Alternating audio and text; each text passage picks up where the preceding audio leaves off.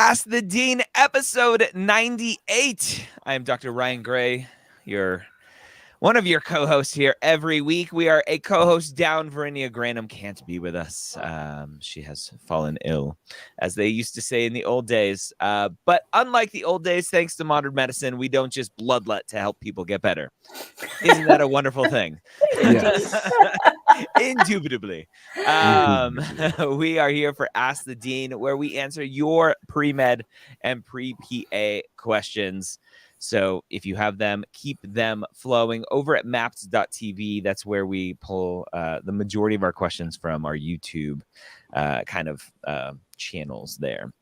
As always, I'm joined by the marvelous Mapped team, starting with our co-founder, Rachel Grubbs, who has 20 years of experience in the pre-med and MCAT space. How are you doing today, Rachel? I am excellent. I'm happy to be here. One of my favorite highlights of the week every week. And assuming everything goes well, I will be meeting you in person for the first time. I know, for the first time. Yes. For all these years of working together. It's going to be amazing. Yes. I have had the fortunate privilege, I won't add any sarcasm today, the fortunate privilege of meeting Dr. Scott Wright several times. What? Including a few weeks ago at AMSA in DC. Yep. Former director of admissions at UT Southwestern, retired executive director at TMDSAS. Yep. Which is open, as is AMCAS and ACOMAS. Scott, what is your one key piece of calm motivation for students as the application season is open up for 2022-2023? Yeah, I think the key here is when we talk about early application, we talk about submitting the primary in a timely fashion. What that does not mean is on the day it opens. It means be thoughtful, be careful, be intentional with what you're doing in the application. You do not, early application does not mean you have to submit it right away the second it goes live, because that's when mistakes happen. Yeah. So. Yeah, those mistakes, they'll get you. No need to rush, right? We typically say, if you can get it in the month of June, you're doing great. Yep. I agree. So, I agree. Cool. Let's rock and roll. All right. Let's see what questions we've got. Angelina asks, I decided to do a 5th year to save money and got a 4.0 for the last 35 credits of science. GPA with an upward trend, but at a 3.2. Should I do a post-bac? I'm worried admissions won't see the improvement. So, Dr. Wright, this is always a big source of fear, is always, have I done enough? When is enough? Whether it comes from writing a personal statement, and have I done enough edits, and is it perfect enough? Do I have my activities just right? Is my school list perfected? Right. Is my GPA good enough? So it sounds like Angelina's done the work, 35 credits, 4.0. The question is, what would a post-bac or an SMP add in her case? It would add a distinct GPA, a distinct post-bac GPA to the record of GPAs. Now, that doesn't mean necessarily, Angelina, that you should do it. But that's what it would add. If you did that, it would add an additional GPA that is distinct from the other GPAs that says, this is the level of work that I can do. Now, in your case, Angelina, what I would say is you've done that work already. It's going to be clear you're over the 3.0 mark, which is important for some medical schools because they'll screen you out if you don't have a 3.0 or better. So, I definitely think that I don't know that I think a post-bac would be necessary in your case because of that. It certainly wouldn't hurt, assuming that you do continue to do well in a post-bac or an SMP. But I would say, based on what you've said, 4.0 last 35 credits in the sciences, that's pretty good. Yeah. Yeah, it's weird because it's a distinct GPA. It's still undergraduate GPA, Mhm. but it's distinct in terms of how you categorize it. And ultimately the question is, and we can't answer that, how are medical schools viewing and sorting and doing all of that stuff? Right. And what weight do they put on different categories of GPA, whether it's a master's GPA, post-bac GPA, or undergraduate GPA? And so it always comes back down to what I've been saying a lot lately is, at the end of the day, if you are comfortable applying with what you have right now, knowing that it could be better, Right. if you're okay with that comfort level, with that risk level, whatever you want to call it, Right. go for it. Right. At the end of the day, it's only time and money. That's right. And, my assumption, Angelina, is that if you're a traditional student, which I'm guessing you are, you're only 22, 23 years old. Time is on your side. I say that as a 58-year-old man who time is not on my side. Oh, you got lots of time. Yeah. Yeah. And I mean, it can be hard to have that perspective. Like, I talked to someone once who was 24 and was like, I am not applying to med school when I'm 25. Like, it's just too late. Like, Oh my God. says who? Like, well, who made up that rule? Really? We've got people applying this year who are over 50 who are working with us. It's, when you're 22, a year is a bigger percentage of your life than it is to us. But, have some perspective. When you're retiring, you're not going to look back and think, oh no, if only I'd practiced one more year, Yep. So it's just, are you ready or not? Are you willing to risk it if you are, we're all really maybes in the med school application process anyway. So, like Ryan said, time and money. Yep. Yeah. Time and money. We all have lots of that, right? Lots of time, lots of money. Piece of cake. Tons. If only. Emmanuel asks, does the advice for med school applications also apply to PA school applications? For example, should the personal statement for PA school be a story crafted around why do you want to be a PA? So great question. I actually don't specifically know what the exact prompt is, but my assumption is that it's exactly the same. Yeah, if not exactly the same, it's probably very similar. Yeah. So Scott, you have some experience having kind of run a pre-health office at UT Dallas for a while, working with lots of PAs. Did you see any big differences between a PA personal statement and med school personal statement? Not really. Here's the prompt for CASPA. In the space provided, write a brief statement expressing your motivation or desire to become a physician assistant. Yeah, there you go. It's basically the same thing. It's even, I think, even clearer.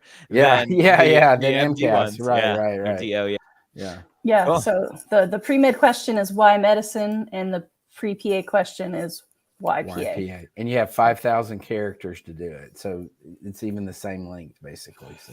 And just a reminder that pre-PA students can also use the Mapped App software. There's a free trial for the pro level and then a free forever level. So that is definitely a benefit available for whether you're applying this year to calculate your GPA or if you're applying a few years out to track everything. Yep. There you go. All right. Carson asks, I'm super confused about HIPAA. So first of all, HIPAA is 2 A's, not 2 P's. Could you explain it? I thought we aren't supposed to talk about identifiers, but it seems everyone does. I'm a scribe, so I'm nervous about it. So I'm not sure what you mean by identifiers, Carson. So typically in the HIPAA world, and I kind of consider myself, my wife always tells me I'm the HIPAA police. I hate HIPAA because nobody uses it correctly. So if I remember during my internship, I was calling out to a cardiology office. I was like, I have this patient who's admitted. I need their records. Can you send them? And they're like, okay, we'll send you a HIPAA release form. And I'm like, no, that is not what HIPAA is for. Like HIPAA is for you, the doctor, provider, sending out information outside of other providers. I'm treating this person right now. I need their information. That's not what HIPAA's for. So anyway, nobody knows how to use it appropriately. Everyone wants to cover their butt because we live in a very litigious society. But anyway, at the end of the day, your goal is to not provide enough information that somebody knows who you're talking about. Right. Right. So you don't want to use patient names. You don't want to obviously use date of births or addresses or emails, phone numbers, all kind of identifiers. We call that PII in the general world, right? Identifiable information, personal identifiable information. But you also don't want to, and this is very tricky. And I think a lot of people on social media, they go for the clout and they go for the like, and they'll post a picture of some super crazy X-ray. Right. And it's like, oh, look what this patient ingested. Or more often it's, hey, look what slipped up someone's rear end, because that's just what people do. And note to everyone, make sure if you're playing around, like, good on you, explore your body. It's great.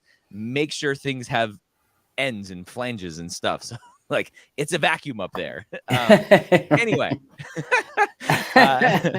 If a patient were to stumble across your Instagram or whatever and go, hey, that's me, right? That's a HIPAA violation if they can identify it. So I don't know, Carson, how specific you need to get, but it's always safe to just not talk about patients as best as possible. And I'll tell you, I'll give it a specific example. Last year's Application Academy cohort, a student in their personal statement was talking about a patient, and always try to de-identify patients, right? You don't want to use their real name. But they were so specific about the school's quarterback being hurt in a specific game. And I'm like, well, I know who that is, right? It took me 10 seconds in a Google search to go, oh, you're talking about this guy. So you just need to be careful. Yeah. Yeah. And the other thing I would say about that is that you don't want to use enough, like you just said, Ryan, you don't want to use enough identifiers that somebody could identify who actually is the person. The other part of that is that often applicants go so far to de-identifying anybody that they don't want to even identify the doctor's name. Yeah. HIPAA does not protect the doctor. Nope. HIPAA protects the patient. You can tell the doctor's name is Dr. Smith or Dr. Jones or whatever. Yeah. That is not a HIPAA violation. Yeah. Correct. So, yeah. Yeah, I assumed that the context of Carson's question was for essays he's writing for the application now. Yeah. So, I kind of brought it up in that light. And yeah, obviously not using names, but also not using anything too specific, right? Don't say quarterback of a football from my school. We can Google that. You could say a collegiate athlete and not mention what school or what sport. There's smarter ways to do it to make sure that, everything is on the internet, and many of us have mad Googling skills. Right. So assume that the readers have that. Right. Be safe. Yep. Yeah. And you can even change, depending on the story that you're telling, you can even, not only for the patient's name, you can give a false name, and the way that I typically suggest that students do that is either they put the name in quotes the first time they say it, or they say, I'll call her Martha or whatever. Exactly. And you can even change the gender if it's not a gender specific situation. Yep. Yeah. So, maybe the patient is a woman and you change it to a man's name. So that even de-identifies it even more. Yeah. So you can do, things like that protect you. Yeah. Rachel, I want to bring up a specific question here because there's a change to AMCAS this year, which is great. So Samrit asks, with the new AAMC or AMCAS anticipated hours breakdown added this cycle, do we do this hour breakdown for combined activities like shadowing in the description, especially e-shadowing? So let's talk about the change. So I was made aware yesterday that AMCAS has now added, when you still have your 15 activities, when you go into the details of those activities, what you see is now, instead of hours, and then you can add dates and add more hours, add dates and add more hours, they now have a section where it's completed hours and anticipated hours. And so it makes it very clear, hey, from my date range, let's use this application cycle. My date range, I started scribing in January 2022. And right now it's May 2022. If I tried to put in June 2022, it will give me an error to say you can't put a future date in here for completed hours. So you would put, and it only uses months, so no date specific, but just months and years. So I would put January 2022 to May 2022, because that's this month. And then I would put however many hours I have completed up until today. 100 hours, 200 hours, whatever it is. And then below in anticipated hours, I would say, well, yeah, I'm going to continue scribing between now and when I start medical school. And I'll put that in the anticipated hours spot. Previously, they wanted you to just kind of add it all together. The date range would be start date and end date of when you're starting medical school. And all of the hours are kind of lumped together. And some students would try to hack their own system of showing anticipated hours by adding an extra date row. We don't need to play that game anymore. We don't need to do anything. So the question is, what about combined activities like shadowing? And it's the same. There's no difference there. What have you done up until today? Combined all of your activities. And what are you going to do anticipated combined all of your activities? Right. So I think a positive change for AMCAS there. Yeah, absolutely. Yeah, agreed. Wait, positive? Positive. Yes. Yeah. We have to say good things. We're talking to Patrick and the AMCAS team next week. Yes. Good. Yeah. We have to say good things. You know, they're human beings just like us. They are human. That's right. Capable We like of change That's and right. growth. And yeah, I think that's a very smart improvement. Yep. Agreed. Okay. Let's see. Ava asks, would it be bad to send a second update letter 4 months later? The school I interviewed at encouraged us to communicate continued interest throughout the cycle. Sounds like you answered your own question there. Yep. I agree. Yeah. Unsolicited, no. But they gave you the green light. Yep. Yep. Yeah, it's nice when schools are very explicit. Makes it easy. Takes the stress away. Like, yeah, exactly. tell me what you want. Charlotte Bear, do I need to submit transcripts again if I end up applying more than once? Yes. As a non-trad with many transcripts, that gets expensive. I'm sorry. Hoping I misunderstood the need to do that more than once.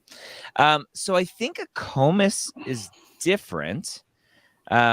Check me on that. But I think a COMIS you don't have to. But I'm pretty sure AMCAS wants you to resend transcripts. Yeah. And Scott, TMDSAS, I think, does as well.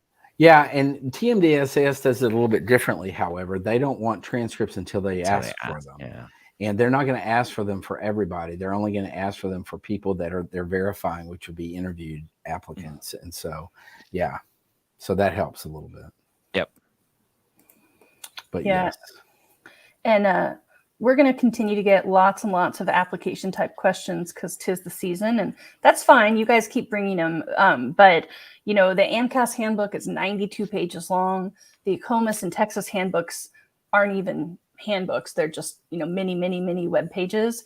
We've got a lot of it committed to memory, but not all. So we are going to strongly encourage you to bookmark those things and reference them like crazy. Yep. If you don't have those bookmarked already, you got to read them at least once, and then you're just going to Control F find nonstop. Yep. Yeah. Yeah. So check me on the ACOMIS one if anyone knows or wants to go look it up as we're doing this. Let me know. All right. Tristan asks, does dyslexia stop admissions from med school? Only if you stop yourself. Yeah. Doesn't stop. Nope. I knew a lot of students in med school that were dyslexic or some other learning disability of some sort. Yeah. I'm working with a student right now who's dyslexic and wants to talk about it in his personal statement. I'm like, no, like, it doesn't belong because it's not a big part of why he wants to be a doctor, and he wants to put it there to show what he's overcome. I'm like, no, that's not the goal. Yeah. No. Yep.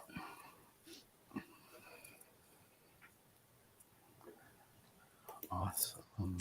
Grace W. looking at a secondary question. All right, Grace is moving ahead. Explain how you know that you want to spend your life studying and practicing medicine. How can I make this different than my personal statement?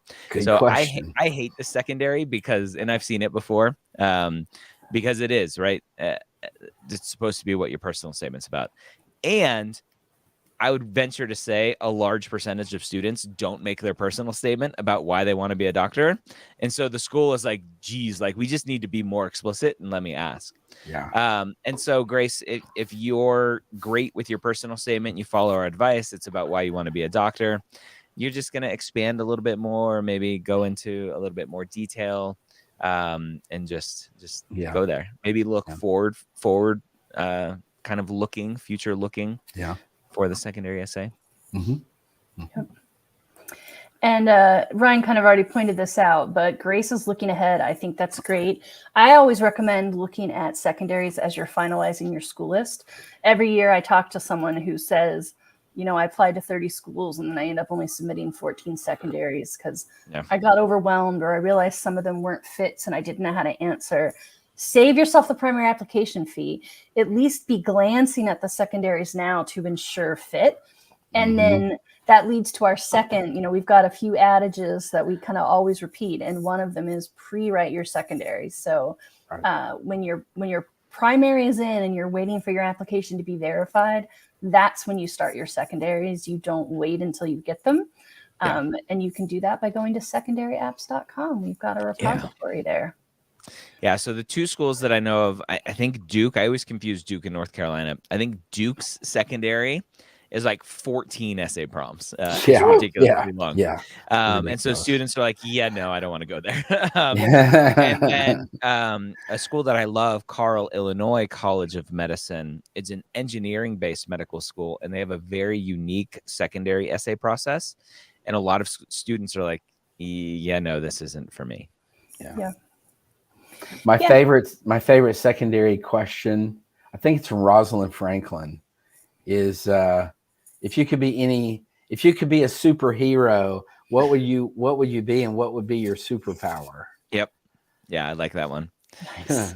And USC, I think, has the nickname one. Like what nickname would you give yourself? Yeah. And don't answer it. So here's a secondary tip, because I see this a lot. So I think it's USC, the Keck in California, not South Carolina. Right. A lot of students will answer that question. Well, my nickname growing up was blah, blah, blah. I'm like, that's not the question. The question is, what nickname would you give yourself? Yeah. Right. Answer the question, people. Yeah. Your nickname growing up was probably created by a sibling or a parent. Yeah. Right. Yep. All right. Or a bully, and you just that's exactly right. You can't bully me anymore. I own this. Lily asks, did COVID cause med schools to delay timing of interviews? Had a friend apply in June 2021, but he didn't hear back from schools until March. He had a great application and just got accepted last month. No, that's relatively normal. I mean, it's not super common to have a lot of interviews later on. DO schools typically have a little bit later interviews. But yeah. Schools are looking all the way up until class starts for students. Yep. Yeah, it's somewhere on the Med School HQ Instagram, maybe a couple months back, we posted a timeline of the interview process. And one of the things people don't realize is you could get it as soon as August. So that's when we want you to be ready for your interview is August. But it really can be as late as March. And every year it seems like there's a whole bunch kind of October, November, and then another spate February, March. And I think sometimes that's just back after the holidays getting back into it. And I think sometimes it's some people are already making their choices. So some spaces are opening. But I always think the interview season is the hardest part because there's so much waiting. You know, from August to March, you're going, you know, and trying to just go on with your life. Checking your email every 2 seconds, and which is something we've been talking about at Mapped. How do we reduce some of that anxiety? By maybe handling some of that communication for you. Yeah, it's in the works. Well, it's on the brainstorming stage. On the brainstorm. But yeah, what we'd like it is if you check your email twice a day, not every 2 seconds. That'd be better. Yes. All right. Let's see what else we got. Amy did research for us. Oh yeah, Acomas, you don't have to as long as your transcripts are the same and you haven't taken more classes. Yeah, that's what I remember, and it stood out because it was different. Thank you, Amy. Yep. So this is if you're reapplying, you do not need to send new transcripts if you haven't taken more classes. Anissa, hello, Anissa. Hey, Anissa. Daintily Strong on IG. If you primarily did e-shadowing in combination with in-person shadowing, how would you recommend writing it? Who do you put as a contact? So this comes up a lot, whether it's e-shadowing and in-person or multiple in-person shadowing opportunities. Who do you put as the contact? And I typically say either, number one, there's no rules. There's no rules to any of this. Put the last person you've shadowed with, or the one who knows you the best. Yep. Right. That's it. There's a 99.999% chance they won't get called. So at the end of the day, it doesn't really matter. Right. And just put someone that's going to know you. And then how do you write it? You can just list it. So if you have like 10 different shadowing opportunities, number one, that's fantastic. Just list them, right? Yeah. Dr. Smith, 10 hours, this date range. Dr. Jones, 5 hours, this date range. Just do that. Right. If you want a short little blurb, again, there's no rules. Just do what you think feels right. Yeah. And talk to Scott. Yeah. We just talked yesterday. Yes, Anissa's always got questions. She's a hungry learner. We like it. Yeah. Here's an interesting one from Andrew. Andrew asks, what if we have a grade change in a course after we submit our application? Do we get to change the grade on this particular course on the app? It's a great question, probably very specific to the application service, and you're just going to have to email them, call them, because once the application's verified, I think it's going to be hard. The big question is, does it really matter? Is one grade going to make or break your application? Probably not. If it changes from an F to a W, then hey, maybe that's what we want to work with. Yeah. If you're going for a late withdrawal or we're able to get a grade change, just reach out. You may have to send a new transcript, and they may have to push something through. Yep.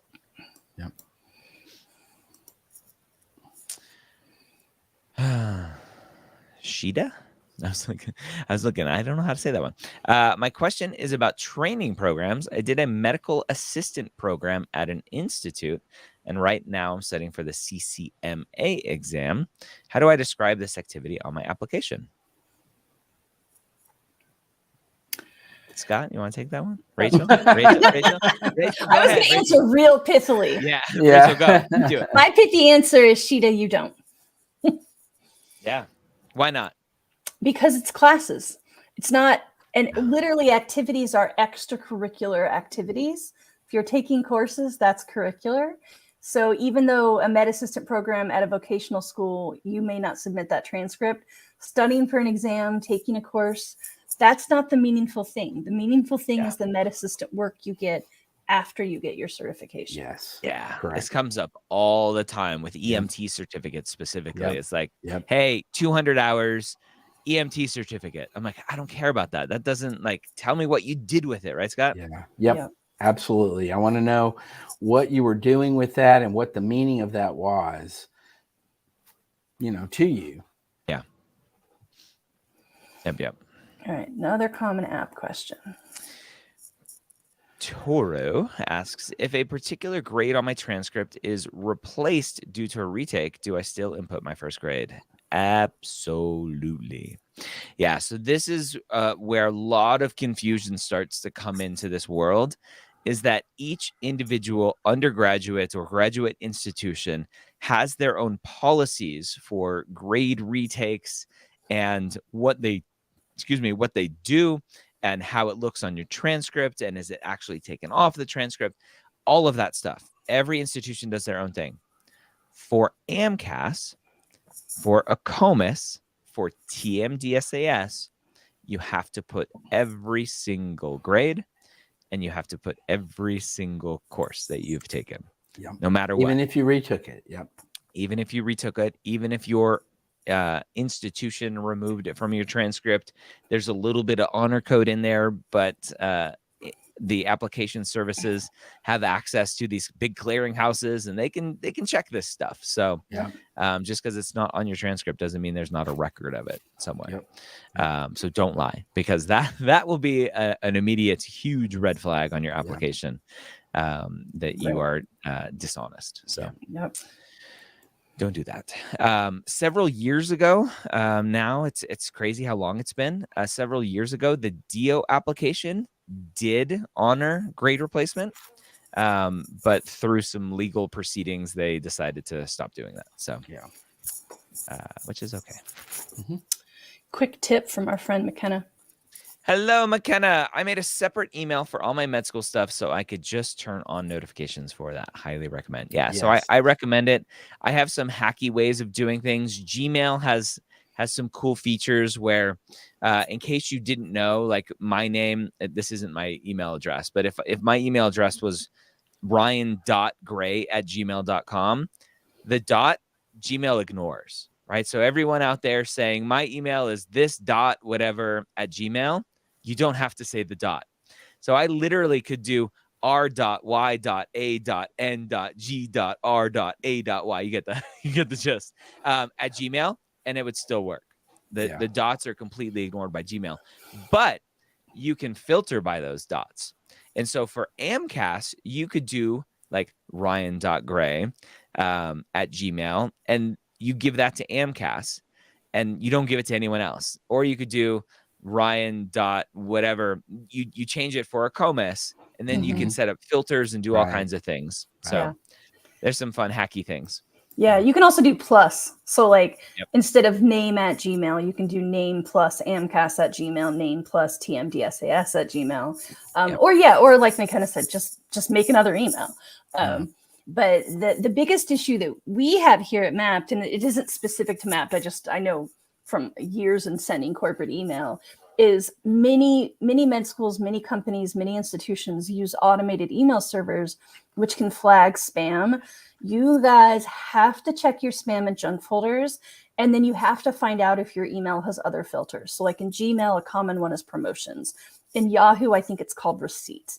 I don't know what it's called in your various school emails, but schools tend to be very spam happy. So I would not recommend using your spam email or your school email to apply to med school. You're going to lose too many emails. So use something like a Gmail, and then be diligent about checking every single folder.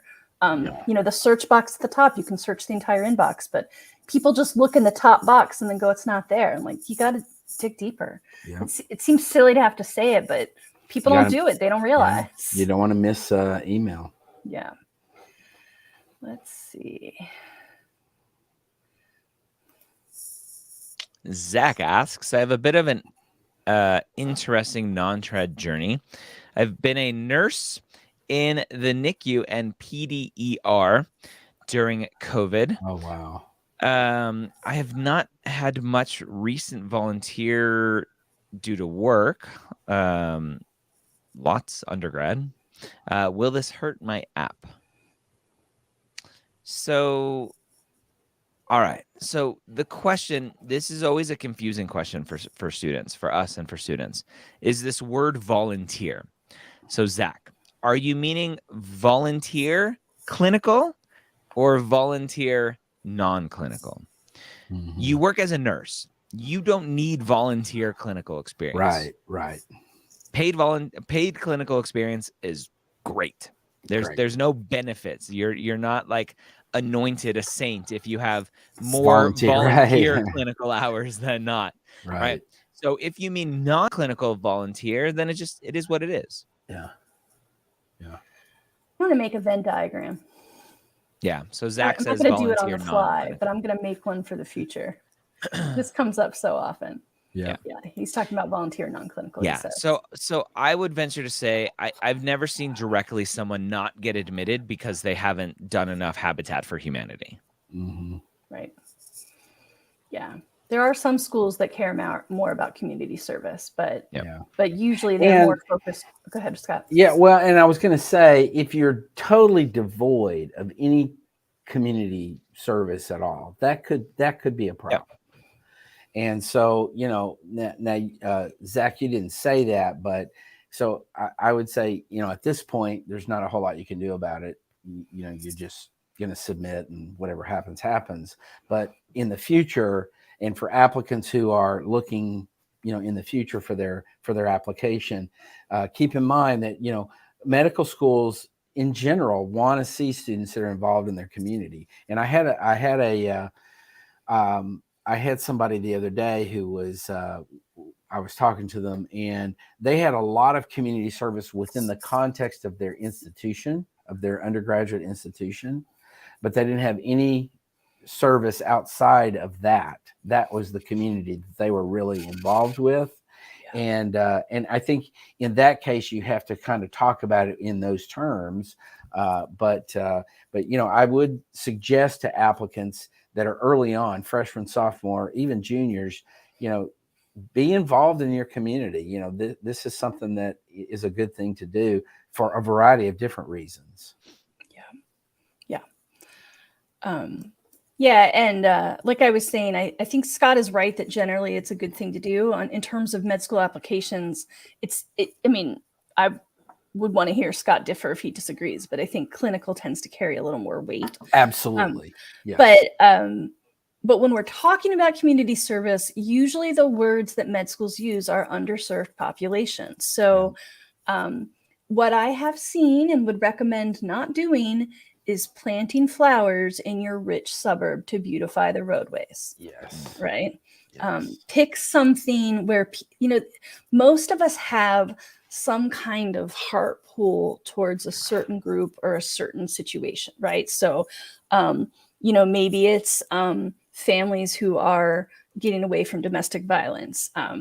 Maybe it's soup kitchens, maybe it's Habitat for Humanity, but there's probably something that's kind of piqued your interest that, people who are less well off than you and you want to help, or maybe people have been through the same situation you've been through, so you really relate. Find that spark and chase that. Don't, because sometimes especially the volunteer opportunities that are given to local high school students are often, they're serving the community, but they're not serving underserved populations. And there's a difference.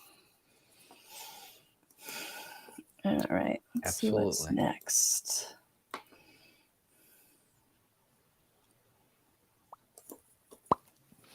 Sheeta again. Hello. I applied to 20 schools on my primary application last year, but got COVID and was hospitalized for months. I wasn't able to do any secondary. So would I be considered as a reapplicant for all those schools? I'm sorry that you got COVID and had to go through that first. If you submitted your application, you were verified by AMCAS, then you are a reapplicant. Yep. And it doesn't mean anything. No. Doesn't disadvantage you in any particular way. Yeah. Leithfada, hello. Does a misdemeanor that has been expunged still need to be mentioned in the application? So read the application services, read their instructions, read the specific question, and they will tell you.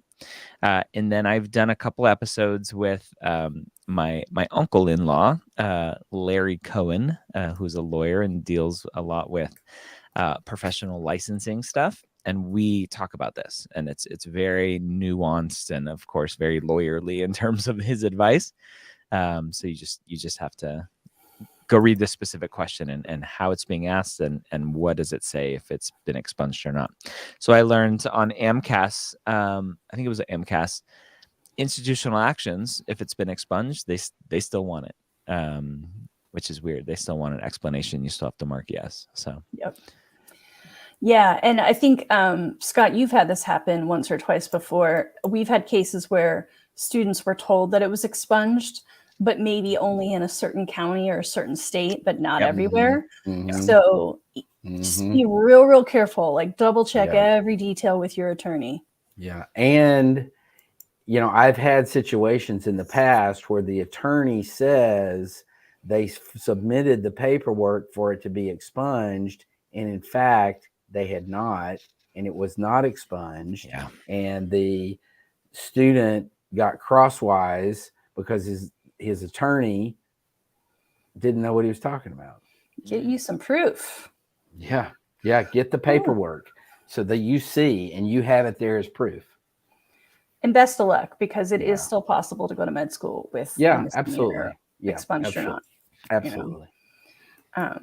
It's not insurmountable. Yep. Yes. Janelle asks, hello, any advice on how to know what to improve on as a reapplicant? So Janelle, I have a couple things for you potentially. Number one is a YouTube series called Application Renovation. Go watch those. We have 4 seasons. The one that came out, I think it was Monday or Tuesday. Monday, I think. Was the one that I've been telling everyone to wait for. 4.0, 528 student, only 1 interview and was not accepted. So go watch those, go absorb all of that and see what I say there. And then the other potential is this book here that I wrote, the Pre-Med Playbook Guide to the Medical School Application Process, has a kind of, you didn't get in, let's look at each of the pieces of your application to see what may be missing. Yep. Or if you want something more in-depth and personal, then you can sign up for a session with a mapped advisor by just going to map.com and saying, hey, I want a personalized application renovation. Yep. You can buy a single session. We do them all the time. We've even got it listed as an option. So if you put that in the notes that that's what you want, it'll be just like this application renovation, but private. Yeah. Lots of choices. Who wants private, though? They all want to be famous. Like, I'm on YouTube. I don't know. I think it takes a brave soul to do application renovation on public. I really appreciate the students that do that. Oh, I love it. They are so vulnerable. Yeah. All right.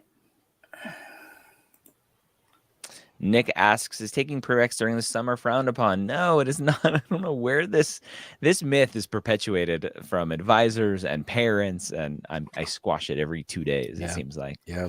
Yeah, it seems like it comes from the fact that sometimes summer courses are compressed.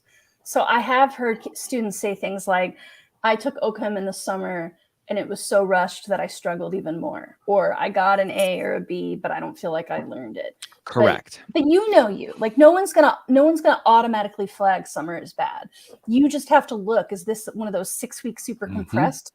If it's something that's normally taught in 15 weeks and they're doing it in 6, like what's the rest of your summer look like? Because I would want, like if I were doing a 6-week OChem course, that would probably be all I did, right? I wouldn't be trying to do, work and volunteering and stuff. You could, if for only 6 weeks, you could put a pause on those things. So I'd just be smart about it. Yes. And before we go any further, we would be remiss if we didn't mention, may the 4th be with you. Yeah, thanks for that. I drove my daughter to school today, and the crossing guard was dressed up as Leia. So it was awesome. And my daughter's like, what is going on? I'm like, do you know in Star Wars they say may the force be with you? And I asked, what's today? And she goes, the 4th of May. I'm like, May the 4th. She goes, ah, she started cracking up. All right, this is an opinion, but I like it, so I'm going to put it up. Freaky fast family history. Shadowing is not a burden to find, to shortcut to. Shadowing for PA school apps helped me recognize MD was right for me. Is not a burden to find. I don't know what that means. But anyway, yes, shadowing is important. Yes. Yeah, and shadowing multiple specialties sometimes is part of the journey. Absolutely. Yeah, absolutely. And not specialties, it's careers, right? Yeah. Yeah. Thank you. And you can put that on your application. You wouldn't want PA shadowing to be the bulk of your shadowing, Right. but you can put PA, like I shadowed a PA, I shadowed a physical therapist. Put that on your application. That's okay. Yep. Saba asks, has Dr. Wright, question for Dr. Wright, encountered international applicants in his career, those with undergrad in the U.S. itself? Could he please talk about how differently international applicants are judged in comparison to domestic? So, Dr. Wright, you're up. So, okay, there's several things I would say about this, Saba, and one is that for international applicants, the concern is typically the ability for you to be trained in the U.S. That's one concern.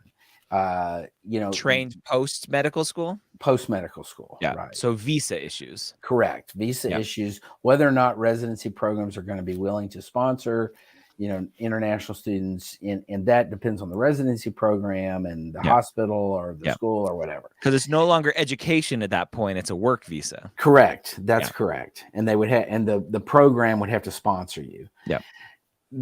So related more to medical school, if you are if you're applying to any schools within the context of the United States, you're going to be considered, if they're a public school, you're going to be considered a non-resident to start with. So that automatically, outside of whether you're an international student or not, makes it more difficult to get into a school because you're a non-resident of that state. So the other part is money. As an international student, you don't have access to, you only have access to private loans, which are expensive.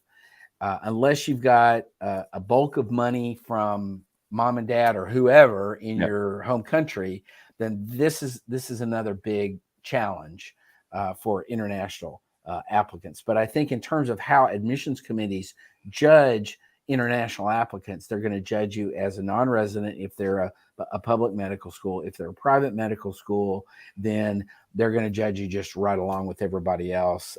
There may be concern about your ability to place for residency, but you can.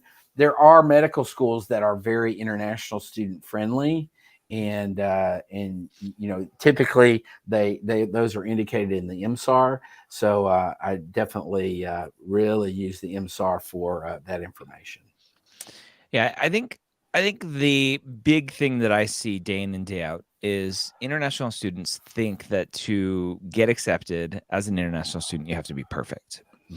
And it's just not the case. No, the schools that are international friendly will probably still separate you, maybe, depending on what their process is. But you don't have to be a perfect student. I've seen 3, 6, 5, 10 students, international students, getting into places like UCLA. Yeah. So it's just going to depend on your application, just like it does for everyone else. It's going, the limitation is going to be on the number of schools that you're able to apply to. Right. That are really going to take a look at your application. So one resource that we like to talk about a lot is a organization called F1 Doctors. And so F1 is the name of the visa that you get. I don't know. I forget if it's during medical school or post medical school, the work visa. But it's F1's a student visa. F1's a student. Okay. So F1 is when you're in medical school. So F1 Doctors, go find them on Instagram, find their website, and they do free mentoring for international pre-meds. Yep. I think a visa, a work visa, is like an H visa. If I recall correctly. Yep.